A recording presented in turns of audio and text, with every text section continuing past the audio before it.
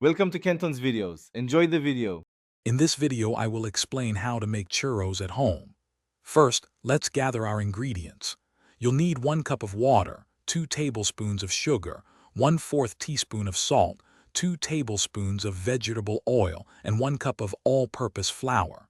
Don't forget oil for frying and a cinnamon sugar mixture for coating. Having a piping bag with a star tip ready will make shaping much easier. Now let's make the dough. In a medium saucepan, combine 1 cup of water, 2 tablespoons of sugar, 1/4 teaspoon of salt, and 2 tablespoons of vegetable oil. Bring this mixture to a rolling boil.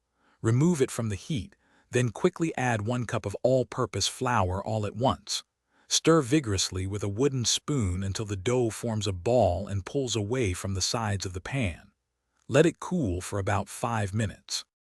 It's time to fry. Heat about 3 inches of vegetable oil in a deep pot or Dutch oven to 375 degrees Fahrenheit. Carefully pipe 4-inch strips of dough directly into the hot oil, using kitchen shears to cut the dough. Don't overcrowd the pot. Fry only 3 or 4 at a time.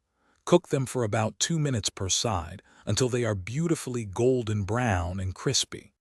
Once fried, immediately transfer the churros to a plate lined with paper towels to drain any excess oil. While they are still warm, toss them generously in your prepared cinnamon sugar mixture until fully coated.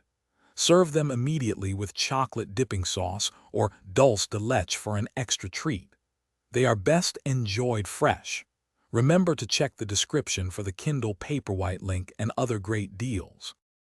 Thanks for watching. Consider subscribing if we helped you.